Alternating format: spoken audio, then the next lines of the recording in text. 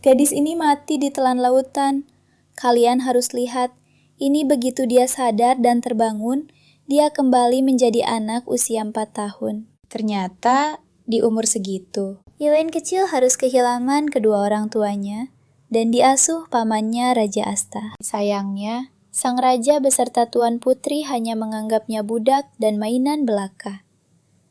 Selama lebih dari 10 tahun dia menahan siksaan tanpa henti. Semua penderitaan ini akhirnya selesai, persis saat umurnya 20 tahun. Alasannya simpel saja. Kerajaan Asta hancur lebur setelah diterjang 3 bencana besar. Mengingat semua mimpi buruk itu, tubuhnya gemetar hebat. Dia ternyata benar-benar kembali ke tempat seperti neraka ini. Baru saja berniat kabur, dia langsung menyadari tubuh balita berumur 4 tahun ini sangatlah lemah. Sebelum sempat melangkah lebih dari beberapa langkah kecil, dia sudah megap-megap kehabisan napas. Tiba-tiba dia menyadari orang-orang sedang berbisik di luar istana. Dekorasi super mewah itu jelas terlihat seperti kereta kekaisaran. Sedang apa mereka di sini? Apa mungkin hari ini adalah jadwal kunjungan delegasi negosiasi? Dia mendengar para pelayan bergosip panik. Sang serigala kekaisaran pasti bakal memangsa kita hidup-hidup.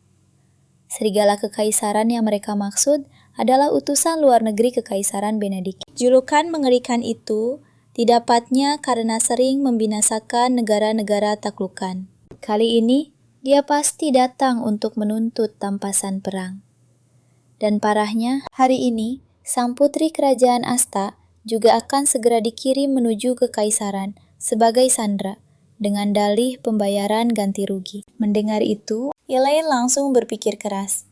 Di kehidupan sebelumnya, dia nyaris dipukuli sampai mati oleh sang raja. Kalau nasibnya sedikit lebih sial, kali ini dia bisa mati beneran. Kalau aku jadi sandera, aku bakal jadi aset milik kekaisaran.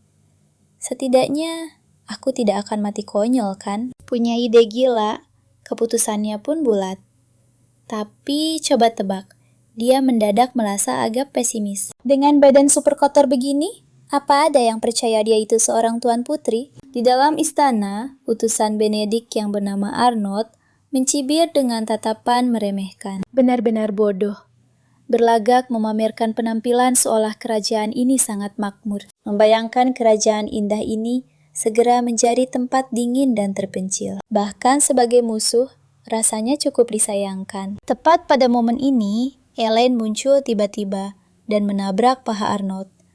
Anak itu langsung jatuh terduduk di lantai. Ini benar-benar sakit. Melihat kejadian itu, Arnold tampak sangat cemas. "Hei, kamu tidak apa-apa? Gawat, kita harus segera mencari dokter. Siapa ayahmu?" Mendengar pertanyaan utusan itu, Elaine menjelaskan. "Ayahku adalah raja di sini." Jawaban polos itu membuat Arnold memastikannya sekali lagi. Setelah mendapat jawaban pasti, tatapannya langsung berubah curiga. Ada sesuatu yang terasa lumayan aneh. Dia pun tak tahan untuk bertanya. "Bukankah para pelayan harusnya membantumu mengurus pakaianmu?" Dengan santai, Elaine mengisyaratkan kalau dia sengaja melakukan itu demi bersembunyi dari serigala kekaisaran yang menakutkan. Mendengar itu, Arnold langsung tercengang. "Bukankah serigala kekaisaran itu aku, Elaine?" Lalu kembali menjelaskan. "Kata ayah serigala kekaisaran adalah penjahat mengerikan yang bakal merampas barang-barang kami. Aku cuma mau memberitahumu, paman serigala itu bakal membawaku pergi hari ini. Makanya aku bikin badanku kotor untuk pura-pura bukan putri kerajaan." Pemandangan konyol ini sukses bikin Arnold terdiam. Elaine tertawa kecil dalam hati, sadar kalau umpannya berhasil dimakan. Sementara itu di dalam aula kerajaan, sang raja sedang menunggu utusan kekaisaran. Dia baru saja mau protes kenapa utusan itu sangat telat. Tiba-tiba dia melihat Elaine yang pura-pura bertampang menyedihkan. Dia terisak menangis. "Apa ayah akan mengirimku ke kekaisaran?" Sang raja yang sama sekali tidak peka pada situasi, malah terlihat marah. "Kenapa pakaianmu begitu?" Arnold dengan tenang mulai menjelaskan. "Kulihat Tuan Putri berpakaian sangat kotor. Jadi aku menyuruh para pelayan membantunya berganti pakaian. Mari kita lihat. Pengawal membisikkan sesuatu pada raja. Utusan itu sepertinya salah mengira dia sebagai sang putri. Mendengar hal ini, raja pun menyeringai Ricik. Ternyata anak benalu ini ada gunanya juga. Sempurna. Karena kalian sudah bertemu putriku, bawa saja dia sebagai sandera. Di sisi lain, Elaine berusaha keras menahan tawa bahagia. Dia hanya ingin segera dibawa pergi dari neraka itu. Sementara itu, di ibu kota Kekaisaran Benedict, Kaisar Douglas tampak sangat suram. Kapan sandera dari Austa itu akan tiba? Rombongan utusan sedang dalam perjalanan kembali ke Kekaisaran. Melihat indahnya pemandangan negeri Kekaisaran ini, Elaine tampak sangat takjub. Inilah Kekaisaran Benedict yang hebat. Dia langsung bersemangat. Mulai hari ini, kehidupannya sebagai sandera resmi dimulai. Mereka berdua lalu bersiap untuk menghadap Yang Mulia Kaisar. Elaine terlihat gugup. Akhirnya, dia akan segera bertemu kaisar kejam yang dirumorkan itu. Kaisar ini bahkan bisa memenggal kepalamu hanya karena memetik sekuntum bunga. Dulu saja, Putri Austa langsung diusir dari negara ini hanya karena kaisar tidak menyukainya. Bagaimana nasibnya nanti? Sepenuhnya bergantung pada kaisar ini. Tapi tenang saja. Dia jelas tidak sama seperti Putri Austa yang bodoh itu. Dia pasti akan meninggalkan kesan pertama yang sangat bagus. Mereka berdua lalu mendorong pintu dan masuk untuk menghadap sang kaisar. Douglas sungguh terlihat sangat mengintimidasi meskipun tanpa amarah. Apa anak ini keturunan Raja Austa? Tubuhnya terlalu kecil, sampai orang hampir tidak bisa menganggapnya serius. Elaine mencengkeram bajunya dengan sangat erat. Dia harus memberikan kesan yang bagus pada kaisar. Dia memaksakan sebuah senyuman. Paman kamu terlihat sangat tampan, namun ucapannya ini membuat suasana menjadi canggung. Douglas mengerutkan kening. Gadis kecil itu mulai merasa sangat gelisah. Apa dia akan tamat? Apakah memanggilnya paman tidak pantas? Sang kaisar membuka bibirnya sedikit. Apa kalian sudah melakukan yang terbaik? Aku dengar Raja Asta berharap menggunakan putrinya sebagai sandera untuk mengurangi biaya ganti rugi perang. Ganti ruginya adalah 10% dari seluruh kerajaan Asta. Begitu ucapan mengejutkan ini dilontarkan, semua orang di bawah mulai berdiskusi panas. Kerajaan Asta mungkin saja akan memulai perang lagi karena pajak gila ini. Arnold pun terdiam berpikir. Pada saat genting begini, coba kalian perhatikan. Alangkah baiknya jika ada seorang penyusup di dalam Asta. Elaine mendadak mendapat sebuah ide cemerlang. Dia mempertimbangkan apakah harus mengungkapkan rahasia besar dari kerajaan Asta. Lalu dia teringat bagaimana raja kejam itu memperlakukannya. Dia dengan lembut menarik ujung baju Arnold. Kakek Moby bilang, kita tidak boleh berperang. Kakek Moby yang punya jenggot panjang ini bilang, kalau dia sangat membenci perang yang memakan banyak biaya. Jadi dia selalu tidak menyukai ayah. Arnold langsung tercengang mendengarnya. Mungkinkah kakek yang dimaksud itu Perdana Menteri dari Kerajaan Asta, yaitu Moby Grant? Setelah mendapat konfirmasi pasti, bahkan sang kaisar mulai merasa sangat tertarik. Arnold terus bertanya, apalagi yang Tuan Putri ketahui tentang kakek Moby? Elaine berpikir sejenak dan dengan gembira mengungkapkan bahwa kakek Moby itu juga botak. Ucapan polos ini membuat para pejabat tercengang di tempat.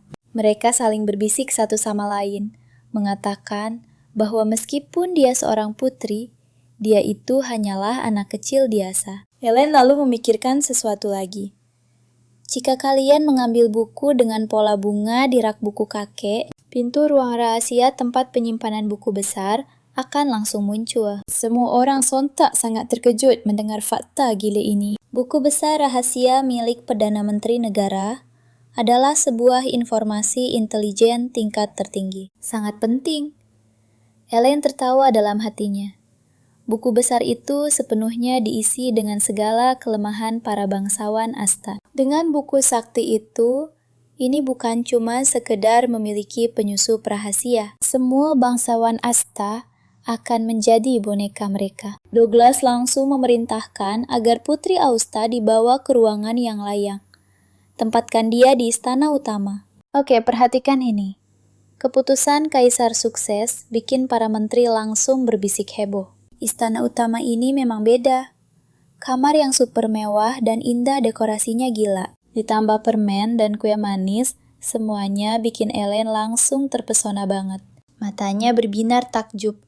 Beda jauh banget sama kamarnya yang lama di kerajaan Asta. Lalu dua pelayan muncul dan berdiri dengan sangat hormat. Mereka, Bailey dan Casey, ditugaskan merawatnya. Kedua pelayan ini malah asik rebutan buat melayani sang putri kecil. Tapi Ellen perlahan menolak dia. Cuma ingin sendirian dulu. Wah, akhirnya dia bisa bernapas lega. Hari ini benar-benar terasa sangat melelahkan. Waktu mau rebahan di kasur empuk, tiba-tiba dia merasa sedikit cemas. Gimana kalau buku catatannya nggak ada di sana? Apa yang harus dia lakukan? Kalau dihitung-hitung, lokasi buku catatan itu kan baru bakal terungkap 10 tahun lagi. Kalau bukunya nggak ada di lokasi itu, dalam 10 tahun ke depan, dia bisa diusir. Dia coba tetap bangun, tapi rasa kantuk menang. Dia pun tertidur pulas, sampai suara pelayan akhirnya membangunkan dirinya. Kaisar mencarinya. Dia harus segera pergi ke aula pemerintahan sekarang juga. Ellen menguap santai. Tapi tiba-tiba bulu kuduknya merinding.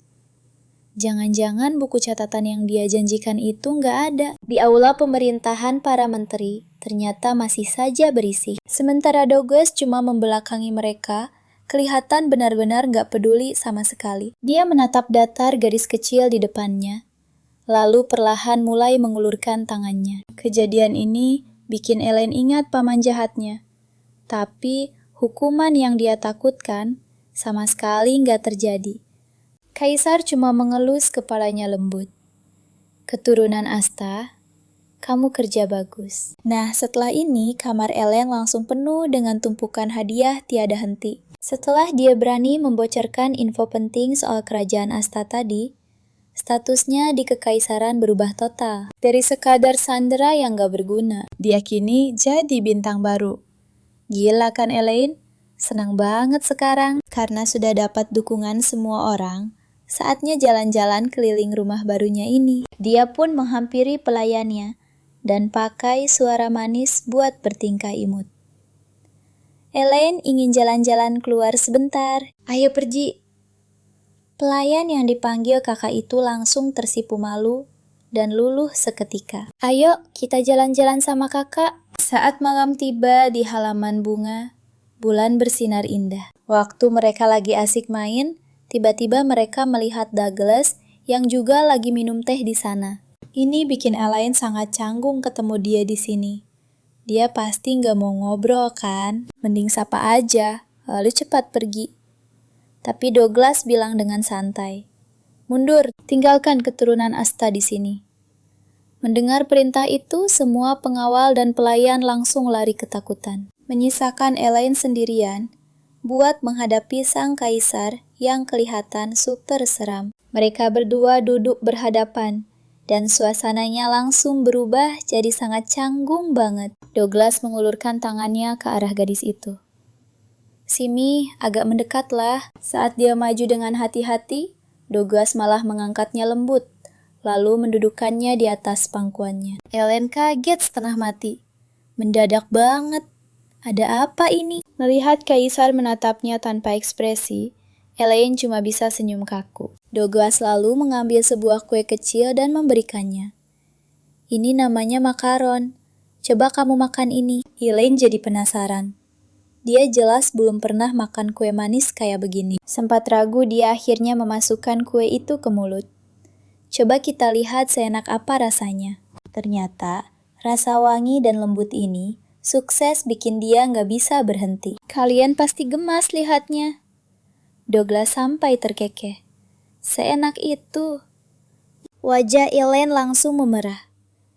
Apakah selucu itu? Kalian perhatikan, Douglas dengan lembut mengulurkan tangannya untuk mengusap bersih sudut bibirnya, kemudian perlahan membelai pipi gadis kecil itu. Apa kau merindukan ayahmu?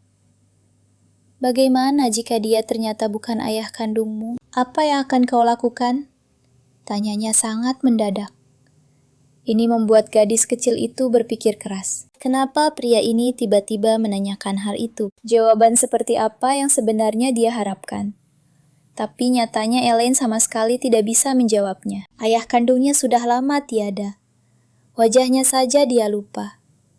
Kenapa tiba-tiba membahas soal ini? Apa kaisar itu sudah tahu sesuatu?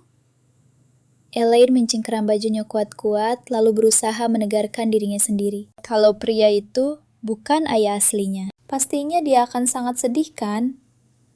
Wajah Douglas tetap datar. Ya, itu wajar saja. Bulan mulai meredup. Sudah larut malam. Douglas pun menyadarinya. Waktu sudah terlalu malam untuk anak-anak. Saatnya tidur. Aku akan mengantarmu ke kamar. Akhirnya, dua sosok itu, satu besar dan satu kecil, berjalan menyusuri lorong.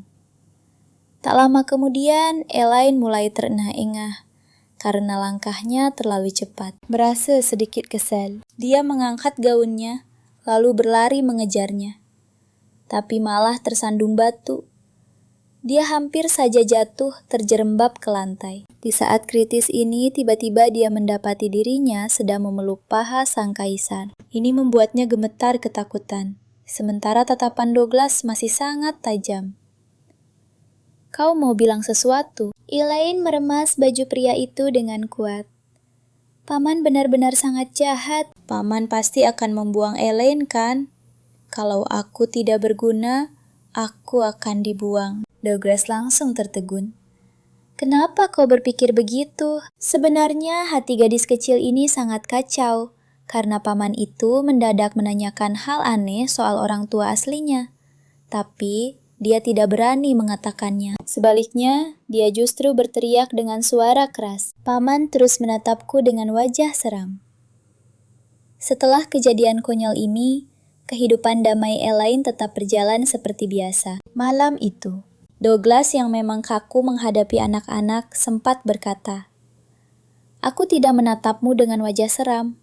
Muka asliku memang sudah begini." Memikirkan ucapan itu, Elaine merasa pria ini sebenarnya tidak sekejam rumor yang beredar. Saat dia sedang melamun, Alice memanggilnya. Mari kita saksikan apa yang terjadi selanjutnya. Tuan Putri, kau tidak berniat menghabiskan semua ini kan? Kalau makan sebanyak itu, gigimu bisa berlubang. Dan kau bahkan bisa terkena diabetes usia dini. Tepat pada saat itu, Bailey muncul. Sungguh, Alice, kenapa kau membicarakan hal serumit itu kepada sang putri? Sini biarkan aku memberikan contoh yang benar agar kau bisa belajar. Dia pun duduk di sebelah Elaine. Putri kecil kita, tahukah kau apa yang terjadi jika makan terlalu banyak manis? Monster gigi berlubang akan keluar menangkapmu. Mendengar ancaman ini, Elaine langsung kaget. Melihat reaksi lucunya, Bailey memeluk sang putri erat-erat. Sini ku bantu menyikat gigimu dengan benar. Alice yang sudah tidak tahan langsung menegurnya dengan keras. Akhirnya mereka berdua mulai bertengkar heboh gara-gara urusan camilan sang putri. Tapi seketika baikan saat Elaine memanggil mereka kakak. Ya ampun, lucu sekali. Sang putri kecil tersenyum tipis. Ini adalah kehidupan sehari-hari yang belum pernah dia rasakan di Austa. Tiba-tiba, para penjaga menyerbu masuk, merusak pemandangan yang hangat dan damai ini. Perintah yang mulia Kaisar, bawa Putri Elaine. Semua orang seketika terkejut. Bukankah Yang Mulia sedang berada di negara sekutu? Apakah dia akan membawa sang putri ke sana juga? Elaine mendadak panik.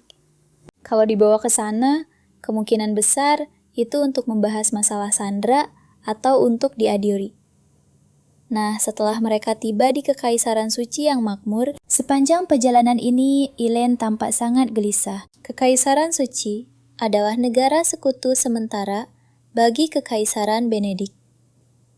Momen yang mendebarkan. Kekuatan militer tempat ini hampir setara dengan Benedict. Memikirkan fakta ini sungguh membuat Elaine gelisah. Kenapa juga kaisar ini membawanya ke negara sekutu? Mari kita lihat. Di dalam dua kaisar agung, sudah mulai berdiskusi. Mereka berdua terus saja mengobrol, dan suasananya terlihat cukup santai. Jantung Elaine berdebar keras tepat saat dia hampir bisa bernapas lega. Tiba-tiba saja, Raja Asta mendobrak pintu ruangan itu lalu masuk. Nada suara Douglas sangat dingin. Akhirnya datang juga. Kau bahkan berani terlambat. Benar-benar nyali besar. Asta mendekati Elaine dengan senyum palsu. Aku tetap ingin datang secepat mungkin, karena aku sangat merindukan putriku. Tepat pada momen ini, sang kaisar suci angkat bicara. Beraninya kau menipu kekaisaran Benedik dan juga kekaisaran suci. Berbohong bahwa anak itu adalah putrimu yang asli. Hingga memaksa kami ikut campur tangan dalam masalah konyol ini. Asta langsung berkeringat dingin. Aku sungguh tidak mengerti maksud kalian. Anak ini jelas adalah putri kandungku. Douglas langsung mencecar. Alasan yang payah. Aku bahkan sudah mengecek langsung silsilah keluarga kerajaan Asta. Ada yang sangat aneh di sini. Jika ucapanmu itu benar, nama Elaine harusnya ada di bawah namamu. Tapi kenapa dia justru anak saudaramu? Asta jelas panik parah. Aku membesarkannya seperti putriku sendiri. Dia sama sekali tidak ada bedanya. Kaisar Suci hanya menggelengkan kepalanya. Fakta bahwa anak ini tidak ada dalam silsilah kerajaan. Omonganmu sama sekali tak berdasar. Jadi, biarkan Elaine kembali ke kerajaannya. Dan kau harus mengirim putri aslimu ke Benedik sebagai sandera. Mata Elaine langsung terbelalak kaget.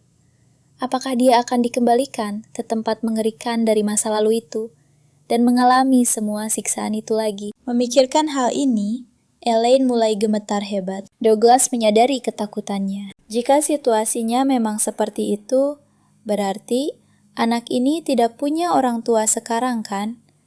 Dan tak ada wali yang merawatnya. Kalau begitu, seharusnya tidak masalah kalau aku yang mengadopsinya kan? Mendengar ucapan gila ini, kedua kaisar benar-benar tercengang, termasuk Elaine yang juga tidak kalah syok. Setelah mereka kembali ke ibu kota, para menteri di istana Benedik langsung datang memprotes. Memasukkan anak dari negara musuh ke silsilah kerajaan ini jelas tidak masuk akal. Benar, bagaimana Anda bisa mengadopsi putri Raja Asta? Jika negara lain mengetahui hal konyol ini, mereka pasti akan memandang yang mulia kaisar dengan sebelah mata. Tatapan Douglas seketika menjadi dingin.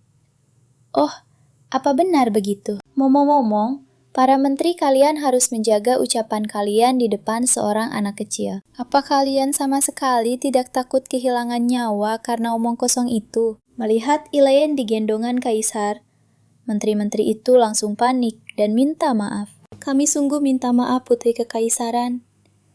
Douglas lalu menjelaskan perlahan. Anak ini bukanlah putri Asta. Pria itu menyembunyikan identitas aslinya dan mengirimnya ke sini sebagai sandera. Para bawahan itu langsung marah besar. Yang mulia, masalah ini benar-benar tidak bisa dibiarkan. Douglas makin erat memeluk putrinya.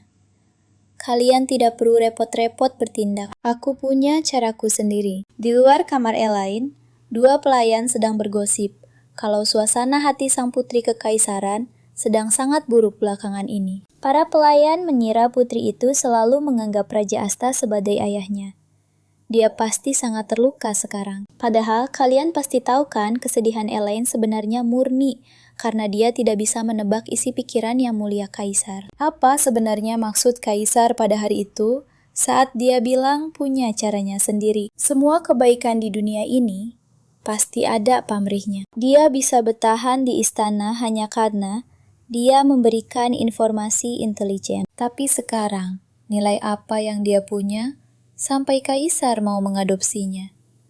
Dia cuma sandera tidak berguna. Tepat saat pikiran Elaine. Saat Elaine melamun, Douglas langsung masuk. Dia menyodorkan sebuah kotak kecil. Kotak hadiah buat Elaine. Pas lihat namanya tertulis di sana, Elaine langsung bengong. Beneran, aku boleh tinggal di sini? Douglas tersenyum lembut. Dibanding kerajaan kecil itu, bukannya kekaisaran ini jauh lebih baik? Lagian, aku lebih jago mengurus anak dibanding pria itu. Jadi, mohon bantuannya mulai sekarang, putriku. Panggil aku ayah. Perubahan dadakan ini bikin Elaine kaget parah. Dia dengan gugup akhirnya berhasil memanggil ayah. Douglas pura-pura ngambek. Sama bajingan itu aja, panggilanmu lancar banget. Baru pas dia dengar pengucapan Elaine yang pas, dia langsung tersenyum puas. Panggil aku kayak gitu terus mulai sekarang. Ayah pergi dulu ya. Sampai jumpa putriku. Melihatnya berjalan pergi, Elaine kecil masih berdiri mematung. Elaine Benedict. Jadi ini nama baruku sekarang. Dia membuka kotaknya dan isinya penuh makaron manis. Di atasnya ada pesan singkat. Hadiah perayaan karena sudah resmi jadi putriku. Merasakan kehangatan yang mengalir di hatinya, air mata Elaine langsung menetes. Beberapa hari ke depan berjalan dengan sangat damai. Di halaman Istana Benedict yang super luas, Elaine bermain dengan tiang bareng para pelayan. Wajah imutnya itu bikin pelayan jadi terobsesi buat memotret dia terus. Tuan Putri lihat ke sini dan tersenyum dong. Oke, sekarang kita jalan-jalan ke danau.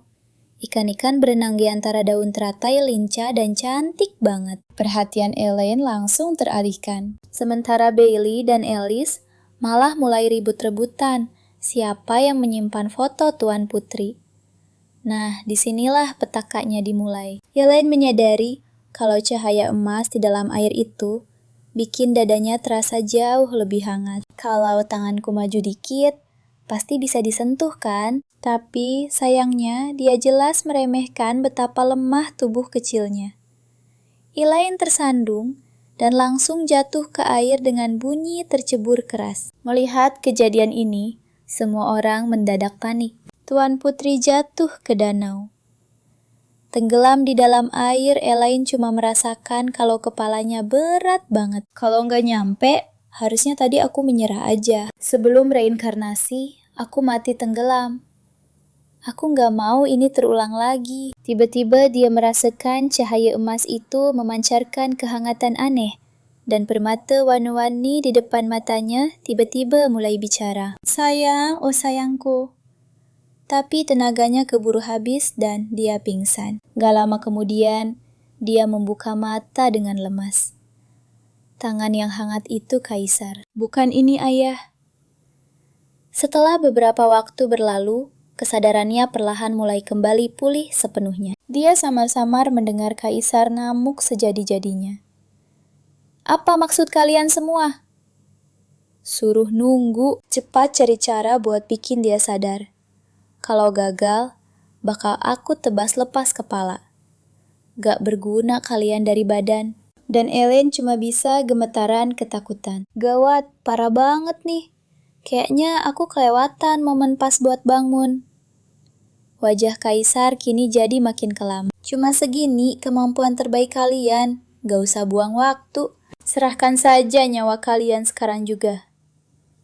Tepat saat dia mau menebas para menteri, dia akhirnya mendengar panggilan lirih dari putrinya. Dia langsung buru-buru membuang pedangnya dan menghampiri sisi putrinya. Ada yang kerasa sakit nggak, nak? Ayah tadi dengar kamu cuma diam di tepi. Kok bisa tiba-tiba menjulurkan tangan ke dalam danau? Sebenarnya, apa yang terjadi? Elaine menjelaskannya dengan pelan. Ada cahaya yang menurutku cantik banget. Aku pengen menangkapnya. Tapi kepalaku berat dan malah tercebur. Douglas tampak berpikir sejenak, lalu menatap semua orang dengan tatapan mematikan. Tetap saja, dosa kalian gak bisa diampuni. Para pelayan dan pesuruh istana, semuanya dihukum mati. Berada di dekat putriku, tapi membiarkan hal fatal ini terjadi. Para pengurus taman dan kesatria pengawal juga hukuman mati. Douglas pasang wajah sedingin es. Tugas kalian cuma mengawasi putriku. Kita semua tahu melihat putri jatuh ke air itu tak termaafkan. Elaine benar-benar ketakutan. Dia merasa bersalah karena semua pelayan kini dijatuhi hukuman mati oleh Kaisar. Gadis kecil ini meremas selimutnya, bertekad menyelamatkan nyawa mereka semua hari ini. Ayah teriaknya sekuat tenaga pada sang Kaisar Douglas. Ayah, kalau terus bersikap begini, Elaine tidak mau berteman dengan ayah lagi. Ancaman polos ini sukses membuat sang Kaisar terdiam kaget dan Elaine sadar kalau trik manjanya ternyata sangat ampuh. Jadi, dia langsung pasang wajah paling imut sedunia. Ayah ini pertama kalinya Elaine meminta sesuatu pada ayah. Melihat tatapan memelas itu, Douglas mengangkat alisnya pasrah. Dia benar-benar tidak bisa berkutik menghadapinya. Ya sudah, ini yang terakhir. Para pelayan yang lolos dari maut pun menangis bersyukur. Tapi, Douglas menambahkan syarat mutlak yang tidak bisa diganggu-gugat. Para kesatria wajib berlatih renang di danau, memakai zirah besi setiap pagi, supaya mereka tetap lincah bertarung di dalam air. Syarat ini benar-benar ciri khas kaisar.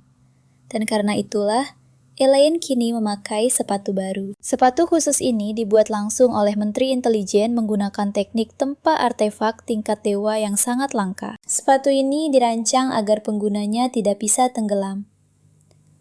Mendengar fakta luar biasa itu, Elaine bersumpah tidak akan pernah jatuh ke air lagi. Lagi pula, desain sepatu canggih ini terlalu berlebihan dan mencolok. Jelas pelayannya sambil tersenyum. Bukan cuma sepatu itu saja yang mendapat persetujuan khusus kaisar. Semua kado dari para bangsawan pun harus melewati izin ketat darinya sebelum sampai ke tangan sang putri. Elaine melihat tumpukan hadiah itu dan menemukan kue kering kesukaannya. Sang kaisar sendiri yang menolongnya dari danau waktu itu. Sepertinya pria itu benar-benar menyayanginya. Apakah semua ayah di dunia ini memang begini? Tiba-tiba saja, Alice datang membawa sebuah batu misterius untuk Elaine. Katanya, saat insiden jatuh ke air itu, sang putri terus menggenggam batu ini erat-erat. Elaine meraba permukaan batu aneh tersebut, dan dia langsung merasakan pancaran energi air yang sangat murni. Sepertinya inilah batu yang sempat bersinar terang warna-warni di dasar danau waktu itu. Tapi kok bisa sangat bening begini? Benda ini benar-benar persis batu roh untuk memanggil makhluk elemen. Jangan-jangan dia tidak sengaja memanggil roh air saat itu. Mana mungkin bocah 4 tahun bisa melakukan sihir itu? Tapi tunggu dulu. Lagi pula, coba kita ingat lagi di kehidupan masa lalunya. Dia adalah pengendali roh air hebat. Jadi cuma ada satu cara untuk membuktikannya sekarang. Bocah ini menarik napas panjang dan berteriak, "Panggil Andin!" Sayangnya tidak terjadi apa-apa. Bailey malah gemas melihat tingkah lucunya itu. Sampai akhirnya, saat larut malam, Elaine diam-diam mencobanya lagi sendirian. Bagus, mantra roh dari para peri sudah siap. Walaupun tubuhnya masih balita kecil, tapi dia punya bakat bawaan yang sangat kuat. Pasti berhasil. Dan benar saja, saat cahaya biru terang meledak dari lingkaran sihir, butiran air mulai berkumpul di udara dan membentuk sebuah wujud. Roh air Andin akhirnya berhasil dipanggil. Luar biasa. Eksperimennya sukses besar. Karena roh pertamanya sudah ada, langkah dia selanjutnya adalah menjadi jauh lebih kuat lagi. Dia sudah tahu soal bencana di masa depan nanti. Untuk bertahan hidup, kekuatannya harus dimaksimalkan. Apalagi, tidak ada jaminan sang kaisar akan memanjakannya selamanya. Jadi, Elaine cuma bisa sepenuhnya mengandalkan kekuatannya sendiri mulai sekarang. Undine, mari kita berjuang keras sama-sama di kehidupan kedua ini. Sementara itu, di sudut istana sang ibu suri, ternyata juga sudah mendengar kabar soal keberadaan Elaine. Beliau ingin melihatnya secara langsung. Bagaimanapun juga, gadis kecil itu adalah cucu perempuannya yang paling berharga. Keesokan harinya, Elaine sibuk merangkai cincin bunga untuk diberikan pada para pelayan. Mendapat hadiah buatan tangan langsung dari sang putri benar-benar membuat mereka semua terharu. Sayangnya, bunga cantik ini pasti cepat layu. Mendengar itu, Elaine dengan senyum membalas, "Bunga ini tidak akan layu sampai sebulan ke depan, karena kalian tidak bisa melihat sihirnya. Mari kita lihat gadis kecil ini." Dia membuat cincin roh air bersama Yunin. Dia masih memegang mahkota bunga cantik. "Ini untuk ayah." Tapi tak lama, Elaine malah dipaksa duduk manis di depan meja dengan hidangan luar biasa melimpah. Dia benar-benar dibuat terkejut Toten. Ibu Suri yang duduk di sana memancarkan aura super dingin. Kenapa kamu diam saja? Tidak suka makanannya. Perlukah aku menyuruh koki istana menyiapkan menu yang baru untukmu? Makan berdua saja dengan Ibu Suri bikin Elaine super canggung. Dia dengan sangat ragu mengambil sepotong roti. Nenek di depannya ini dan ayahnya memang sangat mirip bagai pinang dibelah dua. Ngomong-ngomong, kenapa Ibu Suri repot-repot mengundang Elaine makan bersama? Apa dia? Hanya penasaran soal masalah anak adopsi ini. Tapi sebelum Elaine sempat berpikir lebih jauh lagi, Ibu Suri tiba-tiba meraih tangannya. Astaga, apa yang terjadi pada tangan kecilmu ini? Kenapa kurus sekali? Persis seperti terong layu. Ayo, coba makan ini. Dan yang ini juga sangat lezat. Habiskan semuanya. Mulai sekarang, kamu akan selalu makan malam denganku. Elaine langsung mematung kaget. Apakah dia harus terus makan sebanyak ini setiap hari? Benar saja. Selama seminggu penuh, Elaine terus dicekoki makanan oleh neneknya. Di malam hari, Alice buru-buru datang membawakan obat pencernaan. Jujur saja, apakah canggung bagi sang putri kekaisaran berduaan dengan neneknya? Tapi, kalian dan aku jangan sampai tertipu oleh wajah dingin nenek yang satu ini. Sebenarnya Ibu Suri adalah sosok yang sangat berhati hangat. Elaine sama sekali tidak perlu merasa gugup. Gadis kecil itu mulai berpikir. Benar juga, waktu dia tersedak permen, dulu Ibu Suri adalah orang pertama yang berlari dan menepuk punggungnya dengan panik. Saat menjenguk keesokan harinya, beliau juga membawakan coklat khusus yang tidak akan membuatnya tersedak. Ya, neneknya memang sangat baik, tapi kalau begini terus, Elaine bisa benar-benar mati kekenyangan. Sungguh gawat. Kalau sudah begini, dia terpaksa mengeluarkan kartu as andalannya. Keesokan harinya, di bawah tatapan penuh selidik Ibu Suri, Douglas menggendong putrinya dan melangkah maju mendekat ke sisinya. Ibu Suri langsung berkata dengan super dingin, "Maaf, tidak ada kursi tersisa untukmu. Jadi, silakan kembali saja hari ini." Douglas malah nekat duduk tepat di sebelah ibunya. Bukankah wajar jika seorang putri duduk di pangkuan ayahnya sendiri? Namun sangat berlawanan dengan bayangan Elaine. Dua orang ini sama sekali tidak harmonis, membuat suasana istana jadi canggung parah. Yuen langsung membulatkan tekadnya. Meskipun ini terasa sedikit terlalu awal, rencana pertempuran ini tetap harus dieksekusi sekarang juga. Dia lalu mengambil sepotong daging sapi lezat. "Ayah, biar Elaine yang menyuapimu." Sang Kaisar Agung yang tidak pernah disuapi oleh siapapun. Sempat ragu sejenak sebelum akhirnya tetap membuka mulutnya lebar untuk menerima suapan putri kecilnya. Elaine bersorak kegirangan dalam hati. Mantap, makin banyak sang ayah makan, makin sedikit porsinya. Douglas tersenyum lebar. Sudah kuduga, putri kecilku memang sangat penurut. Selanjutnya, Elaine dengan cerdik mengambil sebuah tomat. Yang mulia, Ibu Suri ini, melihat sang nenek sedikit ragu, Elaine mulai cemas. Apakah Ibu Suri benar-benar bersedia menerima suapannya ini? Tiba-tiba tatapan lembut memancar dari mata tuanya. "Tunggu sebentar, anak manis. Kamu sama sekali tidak perlu memanggilku sekaku itu. Panggil saja aku nenek." Nenek benar sekali, persis seperti itu. Sang nenek dengan sangat bahagia memakan tomat yang disuapkan cucu perempuan tercintanya itu. Apakah karena cucuku yang menyuapi langsung? Rasanya jauh lebih enak. Batinnya bahagia. Melihat sang nenek begitu lembut, Elaine teringat ucapan Alice.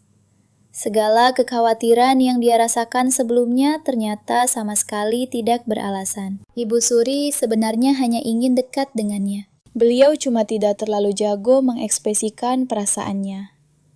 Persis seperti sang ayah. Jadi, mereka berdua pun mulai meminta Elaine untuk menyuapi mereka. "Putriku, ayah ingin makan daging domba itu." "Elaine sayang, nenek juga mau daging domba panggangnya." "Putriku, ayo ambilkan daging bebeknya untukku kali ini." Ya, tak lama kemudian Elaine dibuat pusing 7 keliling. Kalian pasti tertawa melihat tingkah mereka. Terkekeh pelan. Disuruh makan lebih banyak. Elaine mulai curiga apakah orang dewasa ini sedang mengerjainya. Mereka sungguh berlebihan. Keesokan harinya, di perpustakaan Istana Benedict, sang ibu suri sedang mengajari Elaine menulis. Gadis kecil itu belajar sangat cepat karena sebenarnya dia memang sudah bisa menulis. Saat dia sedang tekun berlatih terus-menerus menulis, Elaine memperhatikan neneknya berdiri kesepian di dekat jendela. Menanggapi pertanyaan cucunya, sang nenek menjelaskan bahwa dia sedang mengenang masa lalu. Dulu, dia juga mengajari para pangeran menulis seperti ini. Elaine langsung memukul meja. Benar juga, masih ada para pangeran. Elaine malah lupa bahwa mereka akan menjadi tokoh-tokoh besar di masa depan. Tapi para pangeran ini sekarang hanyalah anak-anak di bawah umur 10 tahun. Sang ibu suri dengan lembut mengelus kepala cucunya. Sepertinya Elaine belum pernah bertemu dengan saudara-saudaranya. Para pangeran itu sedang fokus belajar. Elaine tertegun. Bagi mereka, dia pasti hanya dianggap sebagai orang luar. Untungnya, mereka belum perlu bertemu sekarang. Beberapa hari kemudian, kereta kekaisaran melaju kencang membelah hutan. Pangeran kedua bernama Rains sedang dalam perjalanan pulang ke Benedict. Nah, mari kita amati kejadian beberapa hari sebelum kepulangannya. Elaine berguling gelisah di ranjang besarnya. Gadis itu berpikir keras untuk mulai mengumpulkan dana rahasianya sendiri. Adakah cara jitu mencari uang? Meskipun saat ini dia sangat disayangi oleh Kaisa dan Ibu Suri, masa depan tetaplah misteri. Tepat pada saat itu, Elaine sayup-sayup mendengar para pelayan membicarakan sesuatu. Kabarnya sang ibu suri sering membungkus emas dengan kertas surat dan membuangnya. Tentu saja, hal ini membuat Elaine sangat kaget. Membuang emas ke tempat sampah. Sekaya apa neneknya sampai berbuat begitu? Meskipun terdengar sangat aneh, ini luar biasa keren. Elaine bergegas ingin menemui neneknya, tapi dia sadar tidak bisa datang gegabah. Harus ada alasan bagus. Matanya kemudian tertuju pada kue-kue manis di atas meja. Sementara itu, sang ibu suri rupanya sedang sibuk menulis surat untuk cucunya. Namun dia mendesah lagi. Sebagai seorang ibu suri, dia merasa tidak seharusnya melakukan ini. Surat tersebut pada akhirnya memang tidak bisa dikirim. Elaine yang mengintip dari samping merasa heran. Benarkah neneknya membungkus emas dalam kertas itu dan membuangnya begitu saja? Saat ingin melangkah maju untuk memastikannya, Elaine malah jatuh tersungkur. Sang nenek langsung panik memastikan keadaannya. Elaine menatap pasrah, merasa payah dengan tubuh mungil anak-anak ini. Tidak lama kemudian, Elaine mengeluarkan sekantong besar kue kering. Sang ibu suri terlihat sangat tersentuh. Cucunya sengaja datang hanya untuk mengajaknya makan kue. Bersama, gadis kecil itu mengiyakan, menyebut kue itu luar biasa enak, dan ingin memakannya bersama sang nenek. Ibu suri langsung berdiri dengan semangat. Cucunya membawakan kue. Sebagai nenek yang baik, dia tidak bisa hanya duduk santai. Dia harus menyeduh teh spesial yang paling cocok untuk kue-kue ini. Melihat neneknya pergi, Elaine bersiap melancarkan aksinya. Kata para pelayan, emasnya dibungkus dengan kertas surat dan dibuang, bukan. Jadi gadis cilik itu perlahan berjinjit mendekat untuk memeriksa. Ternyata, itu bukan emas asli, melainkan sepucuk surat yang ditulis dengan tinta emas. Benar juga, tinta emas kan tetap saja emas, Tapi isi surat ini rupanya surat-surat ini ditujukan untuk para cucu laki-lakinya. Lalu kenapa tidak dikirimkan sang Mene jelas? Sangat merindukan cucu-cucunya. Namun, karena statusnya yang tinggi sebagai ibu suri kekaisaran, dia dilarang menuntut untuk bertemu mereka. Jadi, dia terpaksa menahan rasa rindu yang mendalam untuk para cucunya. Begitu banyak surat sampai memicu rumor buang-buang emas. Neneknya mungkin tak pernah mengirimnya. Kau dan aku pasti paham kesedihan ini. Elaine tak ingin melihat neneknya bersedih. Jadi, dia mengambil pena itu dan menambahkan beberapa baris kalimat di sana. Sayangnya dia tak sengaja meneteskan sedikit ingos ke kertas itu. Seharusnya tidak masalah kan? Ngomong-ngomong soal surat ini sengaja dikirim ke pangeran yang paling normal. Beberapa hari berlalu dan pangeran kedua kembali ke istana. Pangeran Rains pun langsung sibuk mencari neneknya begitu dia tiba di istana. Ibu suri bahkan sama sekali tidak sempat memakai sepatunya. Cucu kesayanganku, kenapa kamu tiba-tiba kembali ke istana tanpa memberi kabar? Rains langsung memeluknya erat. Nenek aku juga sangat merindukanmu. Kalau kamu kangen, jangan pernah ragu untuk langsung mengatakannya. Bagaimana kondisi kesehatanmu sekarang? Perkataan ini membuat Ibu Suri sangat kebingungan. Rains lalu mengeluarkan surat itu. Bukankah ini nenek yang menulisnya? Melihat tulisan tangan yang super berantakan itu, setelah berpikir sejenak, Ibu Suri langsung sadar kalau ini pasti adalah ulah Elaine. Menyadari hal ini, dia pun tersenyum lega. Mungkinkah anak yang baru belajar nulis sudah bisa membuat kalimat seperti itu? Dia akhirnya mengakui surat itu memang dikirim olehnya. Nah, pangeran kita ini malah menantang duel adik perempuannya yang berumur 4 tahun. Kalian harus tahu, dia bakal langsung masuk ke perangkapnya. Dia akan segera takluk oleh pujian mautnya. Beberapa saat yang lalu, nenek dan cucu itu reuni dengan sangat manis. Melihat semua itu dari jauh, Elaine merasa benar-benar terharu. Ngomong-ngomong, cowok itu pasti adalah pangeran kedua kan? Calon master pedang itu sudah punya fisik kekar luar biasa, meski masih anak-anak. Tapi apa? Ini beneran aman? Dia memang tampak paling normal di antara pangeran lain, makanya aku memberinya surat itu. Sayangnya ada cukup banyak rumor seram tentangnya. Sebagai orang gila pertarungan, dia sering menantang siapapun yang tangguh berduel dan menghajar mereka hingga setengah mati jika merasa tidak puas. Bahkan, ada yang bilang kita dilarang menatap matanya langsung. Dia tidak mungkin menantangku untuk berduel kan? Mungkin saat kecil sifatnya jauh lebih baik. Tapi, tepat pada momen ini, Rains menyadarinya. Elaine pun panik dan langsung cepat-cepat sembunyi. Kami tidak bertatapan mata barusan kan? Aku belum akan mati sekarang kan? Bocah kecil aku menantangmu berduel. Rains tiba-tiba saja muncul. Udara di sana langsung membeku. Elaine menunjuk dirinya sendiri karena tidak percaya. Aku? Ya kamu. Apa yang sudah kamu lakukan? Sampai ayah yang cuma peduli kerjaan membiarkanmu duduk di pangkuannya. Jangan pura-pura bodoh. Itu adalah hal yang bahkan tidak bisa aku lakukan.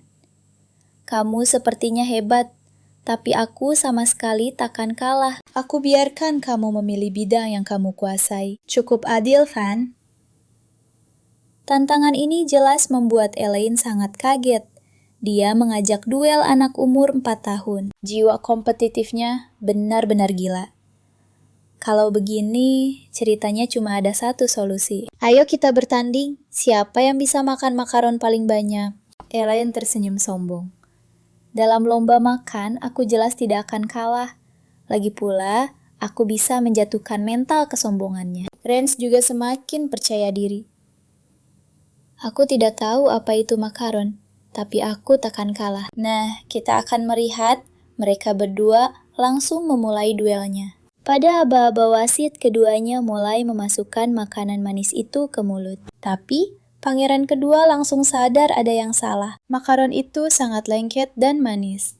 Dia bahkan kesulitan menelan gigitan kedua. Sementara itu, Elaine melahap semuanya dengan cepat, sekaligus mengakhiri pertarungan ini. Sang wasit mengumumkan bahwa Putri Elaine yang jadi pemenangnya. Tepat saat Elaine mengira semuanya sudah selesai, Reigns kembali menantangnya. Kali ini duel pedang. Mendengar hal itu, Elaine tampak sangat putus asa. Jiwa kompetitifnya makin menyala. Tapi aku bahkan tidak tahu cara memakai pedang sama sekali.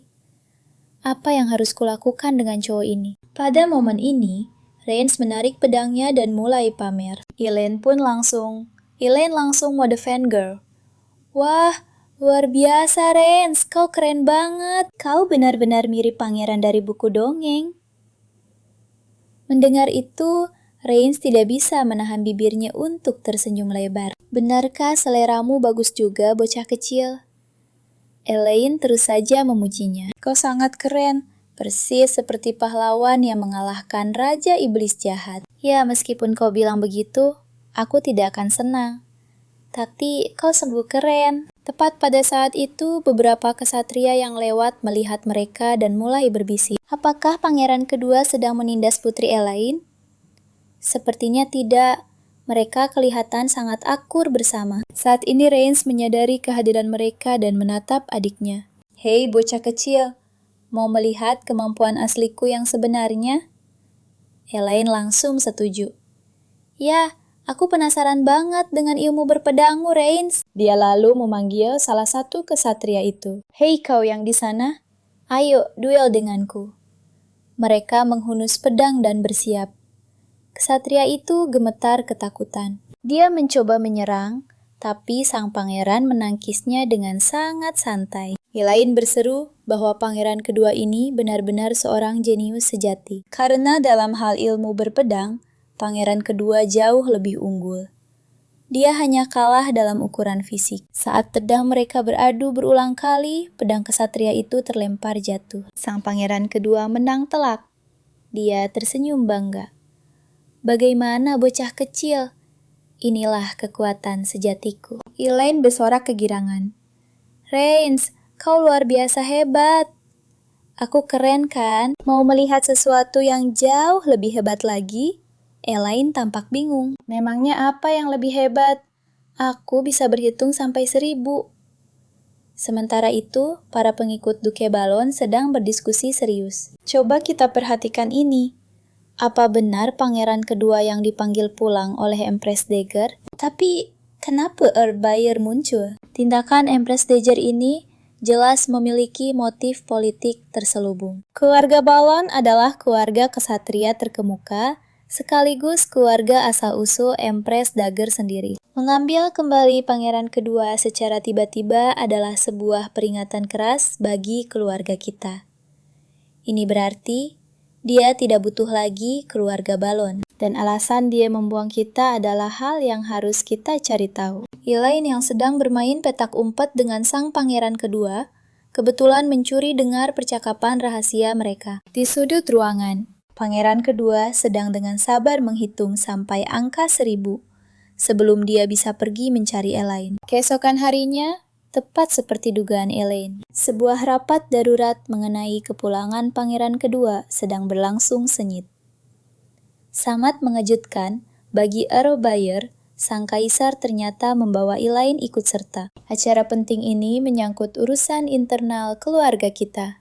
Tentu saja, putriku boleh berpartisipasi di sini. Subjek utama dari rapat ini tiba-tiba mendobrak pintu dan masuk. Wajah Reigns tampak sangat gelap dan murka. Saat rapat dimulai, dia langsung menggebrak meja. Kalian bilang, nenek sedang memanfaatkanku. Mendengar kalian bicara omong kosong begini, bagaimana aku bisa tenang? Earl Bayer langsung melawan ucapannya secara langsung. Itu terlalu kasar, Yang Mulia. Kami mencapai kesimpulan ini berdasarkan informasi intelijen yang sangat solid. Masalah dari surat itu adalah isinya memanggil Yang Mulia kembali ke istana. Reigns menatap ayahnya dengan marah. Benarkah? Apa kau akan terus mendengarkan omong kosong ini? Nah, perhatikan baik-baik.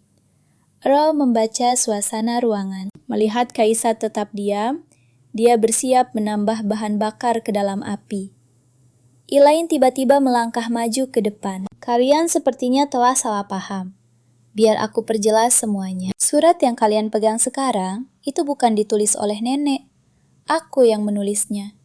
Dia langsung menjelaskan bahwa hanya ada satu kalimat di surat itu yang ditulis oleh neneknya. Elaine melafalkan isi surat itu dengan sempurna, membuat para menteri saling bertukar pandang kebingungan. Tapi, Earl Bayer tetap tidak percaya. Bagaimana mungkin seorang? Mari kita lihat. Bagaimana anak ini tahu tulisan Ibu Suri? Pasti diajari seseorang. Isi surat itu jelas. Elaine merasa kesal. Ini benar-benar merepotkan. Tapi tidak ada pilihan lain. Dia maju dalam diam, mengambil kuas dan langsung mulai menulis dengan gerakan sangat cepat. Tulisannya sama persis dengan yang asli. Selesai. Elaine tersenyum lebar. Sekarang percaya kan, dia sendiri yang menulis semuanya. Douglas menatap dingin Doug Bayer.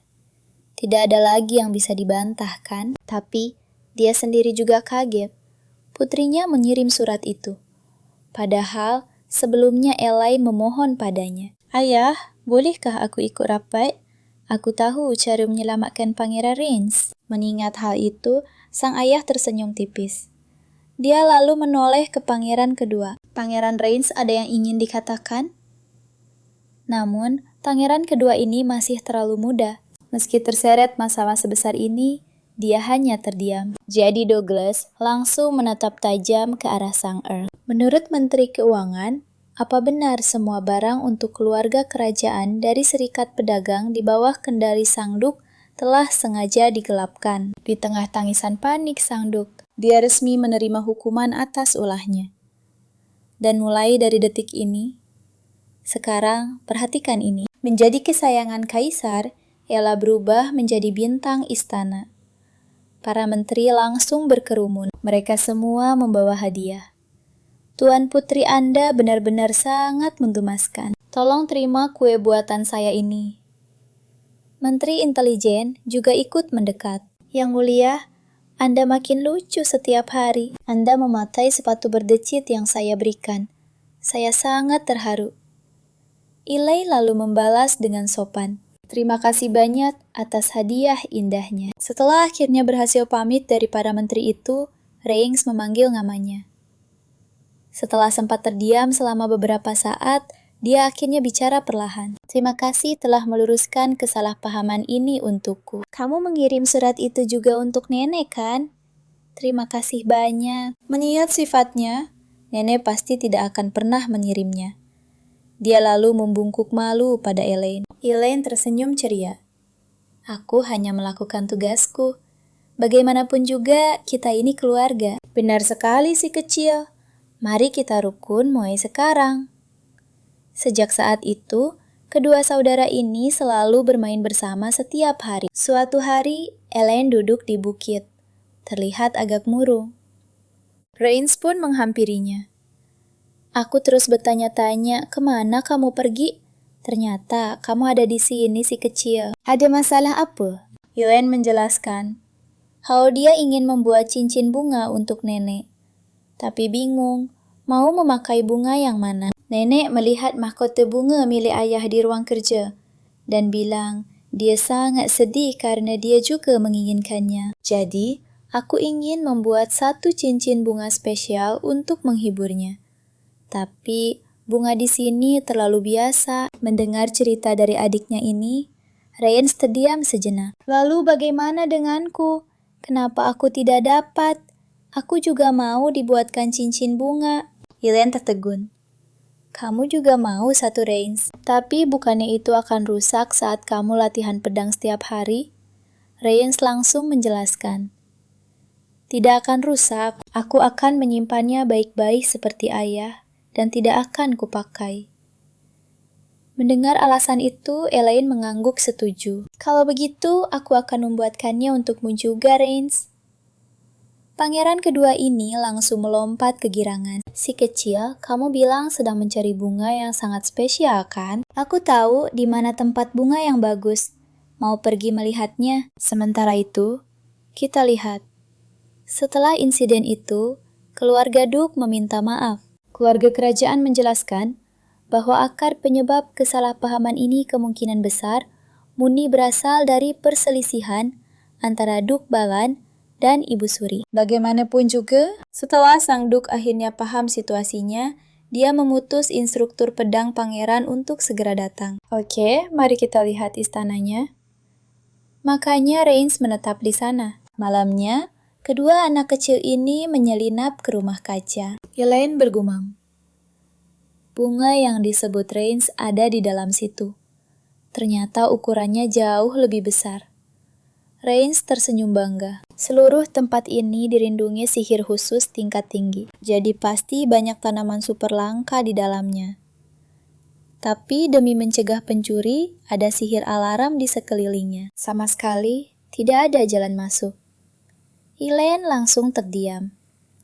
Apa yang kau lakukan, Reigns? Kita sudah bersusah payah datang jauh-jauh ke sini. Dan ternyata malah tidak bisa masuk. Reigns protes. Sebenarnya, ada satu jalan rahasia yang bagus. Lalu dia membawa adiknya menuju sebuah lubang anjing. Elaine mematung. Kau sebut ini jalan yang bagus? Ini lubang anjing. Memangnya kita benar-benar akan baik-baik saja kalau merangkak masuk lewat sini. Sayangnya tidak ada pilihan lain. Dua bocah ini merangkak masuk pelan-pelan. Begitu mereka tiba di dalam, Elaine langsung terpukau melihat pemandangan di depannya. Berbagai macam pohon berbunga tampak bersinar terang, warna-warninya begitu menyilaukan. Mengikuti petunjuk Reigns, mereka melihat sebuah bunga kecil yang bercahaya. Reigns pun menjelaskan, katanya bunga ini cuma mekar 10 tahun sekali. Aku agak lupa apa nama pastinya. Elaine terdiam sebentar. 10 tahun sekali. Pasti itu herbaroh. Kata orang, tanaman ini bisa membangkitkan kemampuan roh lewat kekuatan misterius. Tapi sangat amat langka. Pada momen ini, Unine juga merasakan aura herba roh tersebut dan langsung muncul kegirangan. Tapi sebelum mereka sempat mengaguminya, bocah impulsif bernama Reigns ini malah asal mencabutnya. Sempurna. Kita sudah dapat bunga untuk cincinnya. Gila, bagaimana bisa kau asal mencabut tanaman super berharga seperti itu? Melihat kepanikan ini, pangeran kedua mencoba menanamnya kembali. Tapi sayangnya, bunga itu sudah mulai layu. Mereka berdua langsung panik bukan main. Ayah pasti akan mengamuk pada Reigns karena memetik bunga ini. Tiba-tiba Reigns mendapat sebuah ide cemerlang. Kakakku pasti bisa menyelamatkan bunga ini di laboratorium istana sebelah. Di sisi lain, sang pangeran ketiga saudara kembar Reigns sedang sibuk melakukan eksperimen. Tiba-tiba, dia menerima sepucuk surat dari saudaranya. Isi suratnya begini. Kakak, aku sangat butuh bantuanmu. Aku terkena kutukan. Pangeran ketiga membuang napas dingin. Selalu saja bikin masalah. Siapkan kereta kudanya. Di istana utama, dua bersaudara ini cemas menunggu kedatangan pangeran ketiga. Sementara Reigns terus menghitung dengan jarinya, mencoba menebak kapan kakaknya akan sampai. Sang roh terus-terusan meludahi wajahnya. Siapa yang terus melakukan itu? Wah, dingin sekali rasanya. Jangan-jangan ini terjadi gara-gara aku memetik herba roh lalu terkena kutukan. Saat mereka sedang panik sendiri, pangeran ketiga akhirnya muncul di hadapan mereka. Tunggu, coba kita lihat. Kau tampak jauh lebih sehat dari dugaanku. Katamu, kau dikutuk, tapi kau terlihat terlalu bugar dan ada beban aneh bersamamu. Elaine benar-benar merasa tersinggung karena diseret dalam masalah ini. Beban. Apa dia sedang membicarakanku? Pangeran kedua langsung membalas tajam. Dia bukan beban tahu. Dia itu adik kecil kita. Pangeran ketiga terlihat kebingungan. Oh, putri tawanan itu, kenapa kau malah bermain dengan orang luar? Rance berteriak kencang. Karena dia adalah adik kita, dan dia bukan beban atau orang luar. Dia itu adik kecil kesayangan kita. Mendengar ucapan ini, pangeran ketiga menatap dengan jijik. Apa? Kalian pasti sudah dimantrai oleh bocah itu. Singkat cerita, kedua bersaudara ini membawa pangeran ketiga menuju lokasi kejadian perkara. Dia tampak sangat kebingungan. Memangnya, apa hubungan bunga aneh ini dengan kutukanmu?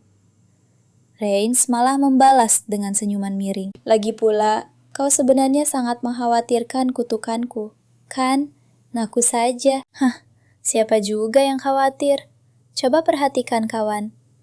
Dia tersipu malu dan melangkah mundur, menyadari dirinya tak sengaja menabrak Elaine. Pangeran ketiga ini langsung menghindar secepatnya. Dia memalingkan wajah yang memerah. Elaine mengira Ariel membencinya. Memang wajar sih, gak ada yang suka orang luar. Tapi rasanya tetap nyesek. Tunggu, kalian bilang ada yang terus-terusan meludahi kalian sejak kalian mencabut herba roh itu? Sang pangeran ketiga pun membenarkan. Aku rasa aku tahu alasannya. Kalian pasti sudah bikin marah para roh. Entah bagaimana ceritanya, tapi rasanya roh itu benar-benar ada di dekat sini. Kalau kita bisa meracik ramuan penyembuh herba roh kita, pasti bisa menenangkan amarah roh itu. Aku sudah menyiapkan semua bahan dasar untuk membuat ramuannya. Sekarang kita cuma butuh satu batu roh sebagai bahan utamanya. Namun, masalah utamanya adalah untuk bisa mendapatkan batu roh berharga itu butuh izin ayah. Yang berarti rahasia kita bakal ketahuan juga akhirnya. Rain menggaruk wajahnya dengan pasrah. Aku benar-benar gak mau ayah tahu soal masalah ini. Tiba-tiba dia dapat ide gila. Aku kepikiran sesuatu. Singgasana ayah kan terbuat dari batu roh. Kita curi saja sedikit dari sana. Meski kaget, mereka setuju dengan ide gila Rain. Kalian pasti gak nyangka kan? Mereka berpencar. Elaine ikut pangeran ketiga Ariel ke kamarnya.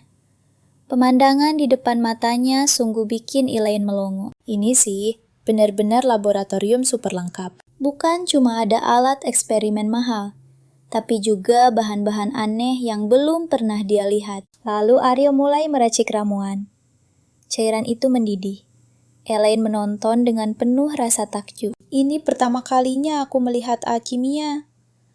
Pangeran ketiga mendengus remeh. Dasar anak rumahan. Ini tuh bahan untuk menyembuhkan luka tanaman. Wah, keren banget. Terus yang ini apa? Ariel menjelaskan dengan kesal. Bahan penurun stres untuk tanaman. Tapi, saat tungku besar itu menyala makin hebat, Elaine malah merasa kepanasan luar biasa. Masa pangeran ketiga nggak kepanasan sih? Yah, kalau si pemilik santai saja, aku nggak bisa protes. Pandangannya mulai gelap saat tubuhnya perlahan terhuyung ke belakang. Melihat adiknya ambruk, Ari langsung panik. Dia bergegas maju. Hei kamu, nggak apa-apa. Jubahku ini punya sihir pendingin. Tapi dia kan nggak memakainya. Saat cahaya biru memancar terang dari tangannya, suhu di sekitar mereka mulai turun. Elaine menghirup udara rakus. Untung saja dia mendinginkanku saat aku hampir pingsan. Arya langsung mengomel. Kenapa kamu tahan panasnya sendirian sih? Mulai sekarang kalau panas bilang panas dong. Aku mau lanjut. Dia pun berbalik badan. Sialnya, sebuah cermin tiba-tiba memantulkan terik sinar matahari tepat ke matanya. Dia refleks memegangi wajahnya kesakitan. Mataku Elaine refleks melompat bangun untuk mengecek kondisinya. Dia melihat Ariel ambruk tak sadarkan diri di lantai dan jubahnya mulai terbakar gara-gara tungku di dekatnya. Gawat kebakaran. Aku harus apa? Elaine panik. Benar-benar gak tahu harus berbuat apa. Ah benar, air undin. Syukurlah ada undin. Kalau enggak, pasti sudah jadi bencana besar. Dia bisa kena luka bakar. Biar aku lepaskan saja jubahnya untuk mengecek. Tapi, begitu jubahnya dilepas, Elaine kaget bukan main, melihat kulit pucatnya yang super mulus. Teman-teman, apa dia malaikat? Oh, tunggu. Dia itu albino. Makanya, dia selalu memakai jubah. Elaine menggoyangkan Ariel pelan. Kamu merasa lebih baik kan sekarang? Sang pangeran ketiga akhirnya mulai sadar perlahan. Apa aku baru saja pingsan? Kenapa kamu memegang jubahku? Cepat kembalikan sekarang juga.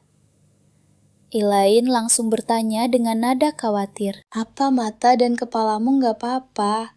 Kamu tadi kelihatan kesakitan banget loh. Tunggu di sini. Biar aku panggilkan tabib. Mendengar itu, Ari langsung panik luar biasa. Jangan pergi. Kamu benar-benar nggak boleh kasih tahu siapapun soal hari ini. Pengobatan itu nggak penting sekarang. Kalau tabib datang, ayah pasti bakal tahu. Ayah benar-benar tidak boleh tahu kalau aku ini albino. Memangnya, kenapa? Kalau ayah tahu pangeran ketiga mengertakkan gigi. Ini terlalu berisik. Pokoknya berisik. Kalau begitu, aku akan lapor pada ayah. Jangan, Aryo berteriak panik. Kalau ayah sampai tahu, tamatlah riwayatku. Kalau dia tahu aku ini produk gagal yang tak berguna, dia pasti membuangku. Elaine seketika tersentak kaget. Disinilah kita sadar. Dia mengira sifat dingin pangeran membuatnya kebal mudah terluka. Ternyata dia hanyalah anak malang yang terus-menerus merasa dirinya cacat dan sangat ketakutan akan dibuang. Dia pun berdiri dan menjelaskan. Astaga, kau salah paham, Ariel. Ayah bukanlah orang seperti itu. Tahu apa kau? Sepanjang sejarah pangeran yang cacat, selalu berakhir diasingkan dari keluarga kerajaan atau dibunuh. Dia kembali memakai jubahnya. Pokoknya kau tak boleh memberitahu siapapun soal hal ini. Elaine dengan terpaksa berjanji menjaga rahasianya. Tapi dia tiba-tiba punya ide baru. Kenapa kau tak keluar pakai payung saja? Kan jubah itu menutupi wajah tampanmu. Wajah Ari langsung memerah hebat. Tidak, jangan ikut campur. Elaine hanya menatapnya dengan tenang. Aku punya cara untuk membantumu, Ariel. Tapi tepat saat dia ingin menjelaskan, Reigns mendobrak pintu. Aku berhasil mencuri batu rohnya. Setelah persiapan dari pangeran ketiga, ramuan itu akhirnya berhasil dibuat. Sekarang mereka hanya perlu menuangkannya ke atas tanaman roh tersebut. Saat mereka berpisah, pangeran ketiga tiba-tiba memanggil Elaine. Ingatlah untuk menjaga janjimu. Elaine tersenyum cerah. Percayalah padaku. Malamnya di rumah kaca istana, tepat saat ramuan ajaib itu menetes. Tanaman roh yang tadinya hampir mati, kembali hidup dengan energi baru. Keduanya melompat kegirangan. Tanaman ini jauh lebih hidup dari sebelumnya. Kakak memang hebat. Kalau begini, ayah tak akan marah padaku, kan? Tepat pada momen ini, Douglas muncul di belakang mereka tanpa peringatan. Kenapa aku harus marah? Malam itu juga, Reigns menerima hukuman langsung dari sang kaisar. Kesimpulannya, mencuri batu roh ternyata menjadi pelanggaran yang paling besar. Untungnya, Elaine tidak ikut dihukum. Kalian penasaran langkah selanjutnya? Beberapa hari kemudian, dia mengetuk pintu penyihir istana. Siapa yang datang jam segini? Oh, ternyata Tuan Putri Elaine. Dia tersenyum dengan sangat manis. Aku kesini untuk mengambil barang yang kuminta waktu itu. Semuanya sudah siap, kan? Beberapa hari pun berlalu dan kini Elaine memberikan cincin bunga itu kepada pangeran ketiga. Ariel tampak kebingungan.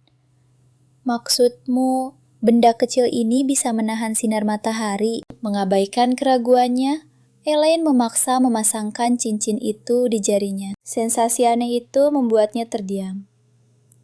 Jadi ini sebuah artefak sihir? Elaine langsung menjelaskannya. Penyihir istana bilang ini adalah artefak yang bisa menahan cahaya, dan efeknya bisa diatur dengan sihir. Pangeran ketiga benar-benar dibuat takjub. Ternyata penyihir istana sangatlah teliti. Kemampuannya sama sekali tidak kalah dari para penyihir di Menara Sihir Biru. Lalu kenapa kau tidak pernah berpikir untuk membuat artefak sendiri, Ariel? Aryo pun menjelaskan, Menara Sihir Biru hanya fokus melatih sihir penghancur yang kuat. Jadi, aku tak pernah diajari membuat artefak. Elaine tersenyum cerah. Jangan terus bersembunyi di sana, Ariel. Ayo, kita jalan-jalan keluar.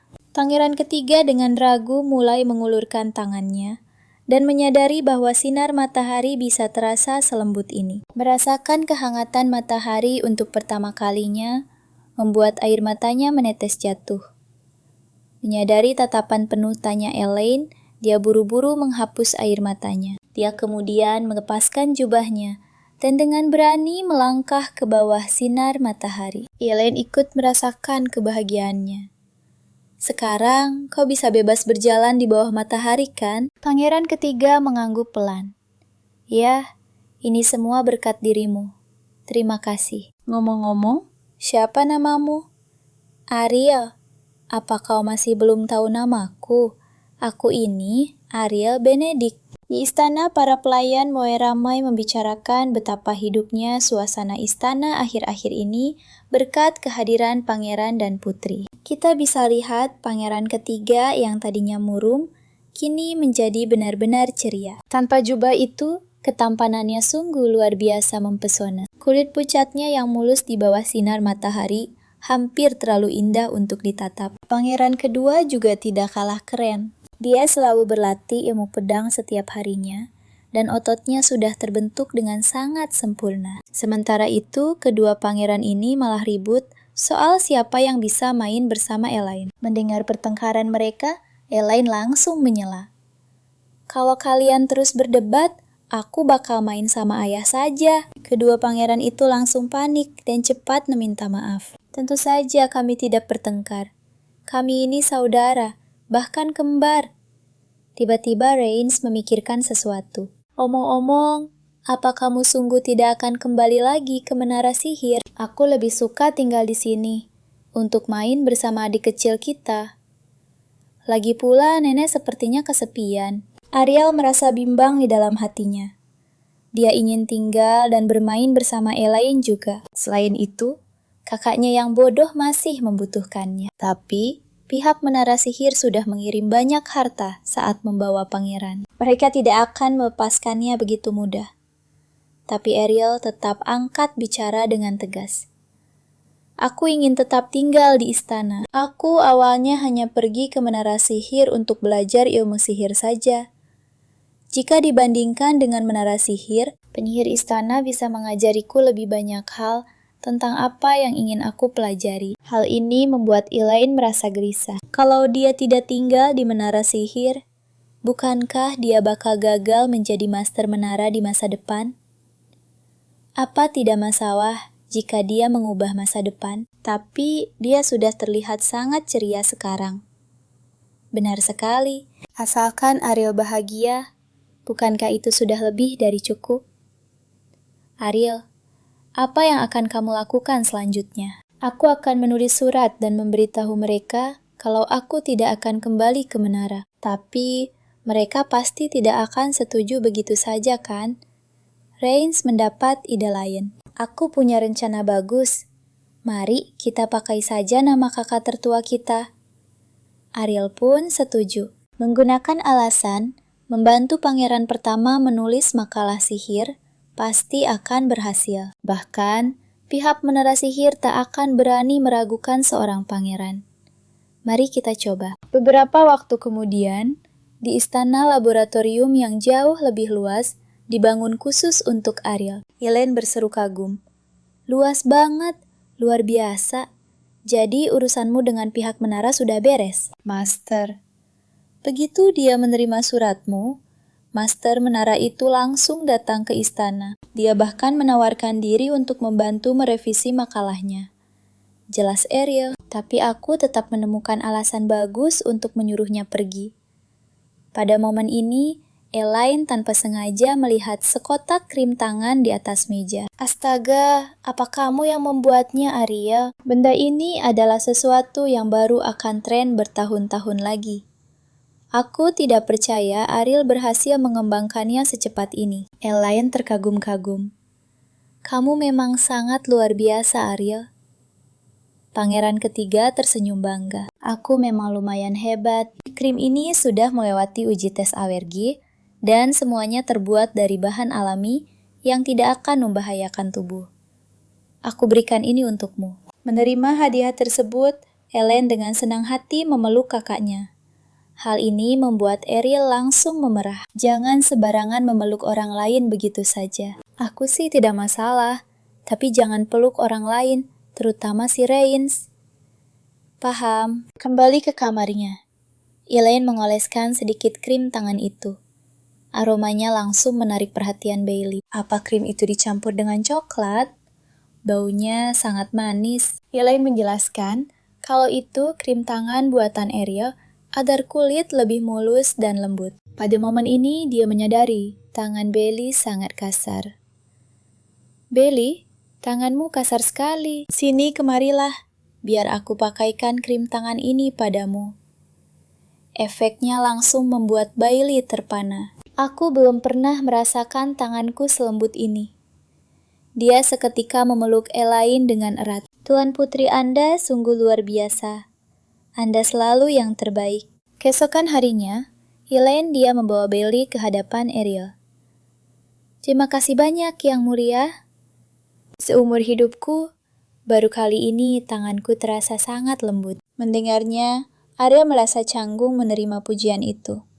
Dia menyuruh Bailey tetap diam dan jangan menyentuh alat eksperimennya. Ariel lalu mengobrak-abrik kotak dan mulai mengeluarkan sesuatu. Tabir surya. Ini membuat Elaine kembali terkejut. Benda ini pasti akan sangat populer nanti. Kalau aku menyimpannya dan menjualnya, nanti aku pasti akan kaya raya. Tapi Arya mengingatkan bahwa sihir di dalamnya akan kedaluarsa setelah 1 tahun. Harus segera digunakan sebelum itu. Namun dia tiba-tiba teringat sesuatu. Elaine malu menggenggam tangan Arya. Ayo kita jual ini bersama. Digenggam oleh sang kakak, seketika membuat wajah Ariel memerah. Dia bilang, dia terlalu malu menunjukkan barang buatannya. Elaine mulai menenangkannya. Tabir surya ini pasti akan sangat laku. Mendengar itu, Ariel akhirnya menyetujui permintaan kakaknya. Hal ini membuat Elaine kegirangan. Dia berpikir, aku bisa menggunakan ini untuk mengumpulkan dana rahasia. Masa depan tidak akan selalu berjalan mulus. Aku hanya bisa mempercayai kekayaan dan kemampuanku sendiri. Tapi, Eri langsung menghancurkan kesenangannya. Hukum kekaisaran melarang keras anak kecil berjualan barang. Tapi, kalian dan aku tahu ini belum berakhir. Kita bisa memakai nama ayah untuk berjualan. Ayah biasanya tidak pernah peduli dengan hal semacam itu, sekaligus menjadi ajang promosi keluarga kerajaan. Setelah sepakat, Ariel mulai membuat desain logo. Sempurna. Apakah ini terlihat bagus? Tapi, gambar konyol itu membuat Elaine terdiam tanpa kata. Pada akhirnya, tugas ini diberikan kepada Bailey, yang mendesainnya dengan sangat elegan. Dengan logo yang sudah jadi, Arya memutuskan untuk mengembangkan varian aroma tabir surya lainnya. Maka, mereka berdua mulai bekerja sangat keras tanpa kenal lelah sedikit pun. Tapi sampel yang mereka buat masih berbau sangat menyengat seperti alkohol. Ariel benar-benar merasa sangat kecewa. Hasilnya jauh lebih buruk dari perkiraan. Di mana letak kesalahannya? Elaine mencoba menenangkannya. Jangan terburu-buru, santai saja. Cuacanya sangat cerah. Ayo kita jalan-jalan keluar. Malam harinya, di istana, seorang pelayan diam-diam menemui kekasihnya. Pria berambut pirang itu menyadari bau alkohol padanya. Sang pelayan buru-buru menjelaskan bahwa itu adalah aroma kosmetik yang baru. Pangeran ketiga sudah berhari-hari meneliti dengan keras tentang kosmetik bernama tabir surya ini. Aku mengambil beberapa sampel yang telah dibuang oleh Yang Mulia. Yang satu ini kebetulan punya aroma anggur yang kuat. Aku pikir tidak ada masalah, jadi aku memakainya. Pria pirang itu lalu berpikir sejenak. Kau bilang ini memutihkan kulit. mengurangi kerutan, dan juga mencegah kulit terbakar. Kedengarannya sih kurang meyakinkan. Tapi, ku dengar pangeran ketiga adalah seorang jenius. Dan berkat kosmetik itu, kulit pelayan ini menjadi lebih bagus. Memikirkan hal itu, dia langsung tersenyum licik. Kita bisa mencetak uang dari sini. Serahkan semua tabir surya yang kau bawa. Keesokan harinya, berkat kerja keras Ariel dan Elaine yang luar biasa, tabir surya mereka akhirnya selesai. Tapi, Ariel mulai khawatir lagi. Dia takut ayah tidak akan senang kalau tahu ada seorang pangeran yang membuat dan menjual barang layaknya seorang pedagang biasa. Bagaimana kalau ayah tidak suka Elaine menenangkannya? Ayah pasti akan menyukainya. Sekalipun hasilnya nanti tidak bagus, ini tetaplah pengalaman berharga. Baiklah, mari kita luncurkan sesuai dengan rencanamu. Tiba-tiba saja seorang penjaga berlari masuk. Yang mulia, sebuah masalah besar baru saja terjadi. Ternyata, pelayan kebersihan tadi telah membocorkan sampelnya. Kalian tidak akan percaya. Tabir surya palsu sudah beredar di pasaran. Efek dan aroma anggurnya memang sama persis. Tapi ada satu masalah yang jauh lebih problem. Nah, ini dia masalahnya. Semua pemakai produk palsu kulitnya makin hancur, bahkan membusuk dan bikin menderita. Reins tampak bingung. Kok bisa begini kejadiannya? Tabir suryamu aman kan, Ariel? Menghela napas pasrah. Ya, jelas saja itu karena mereka diam-diam menambahkan merkuri.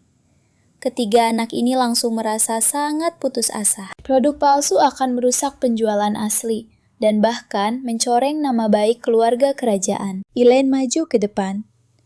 Kita tidak boleh mengabaikan orang-orang yang menderita itu. Aku mau menolong mereka. Lagi pula, aku tidak mau melihat kerja keras Ariel gagal rilis. Dua kakaknya setuju.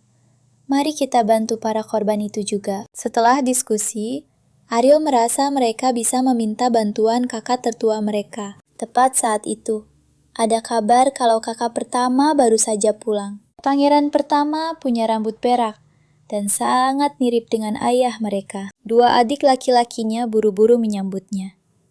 Sebenarnya mereka berdua agak takut pada sang kakak. Pangeran pertama bicara pelan. Ariel, kamu kelihatan jauh lebih sehat dari sebelumnya. Apa karena tugas sihir kuku tulis dengan baik? Mereka berdua langsung merinding. Dia pasti tahu kita meminjam namanya. Pangeran pertama kini menyadari kehadiran Elaine. Ngomong-ngomong, Reins, apa yang di belakangmu itu boneka? Oh, begitu. Dia pasti anak angkat ayah. Tanpa basa-basi, Ari langsung menjelaskan seluruh insiden tabir surya kepada kakak tertuanya. Setelah mendengar semuanya, tatapan pangeran pertama jadi dingin. Jadi kalian pelakunya di balik wabah penyakit kulit di ibu kota. Mendengar ini, mereka semua tercengang. Butuh beberapa kali penjelasan panjang lebar agar semuanya jelas. Ekspresi pangeran pertama masih tetap dingin. Baiklah, untuk sementara aku percaya kalian bukan pelakunya. Jangan ikut campur urusan ini lagi. Aku akan mengurusnya dengan benar. Dan buang saja semua tabir surya itu. Elaine menyuruh roh air menyemburkan sedikit air. Dan Reins panik bilang kalau dia mendengar suara kutukan. Coba kita lihat mundur sebentar. Pangeran pertama menyuruh mereka membuang semua tabir surya itu. Ariel protes ini mungkin remeh buat sang kakak, tapi dia meraciknya dengan hati-hati. Saat dia mau membujuk kakak tertuanya, pangeran pertama justru menepisnya dengan wajah tanpa ekspresi. Lalu dia berkata, "Buang sifat keras kepalamu itu. Kalau ini kacau, seluruh keluarga kerajaan akan tercoreng." Tepat saat Ariel menundukkan kepalanya tanpa bisa berkata-kata, Elaine menyarankan mungkin ada cara lain. Kita cuma perlu membuat obat penawar untuk membuang merkuri itu. Di kehidupan sebelumnya, hal serupa pernah terjadi. Jadi, dia tahu persis bahan apa yang dibutuhkan. Pangeran pertama tersenyum sinis benar-benar konyol. Anak umur 4 tahun, sok tahu cara meracik penawar. Kuberikan waktu 3 hari.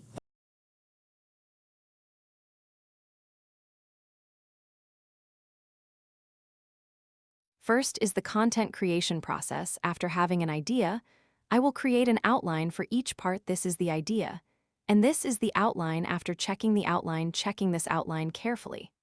I start writing detailed content based on the outline above. So this is my handwritten script. After I based it on that outline, after having the handwritten script, once this is done, we put it into a translation website. This is our internal translation website. We designed this website specifically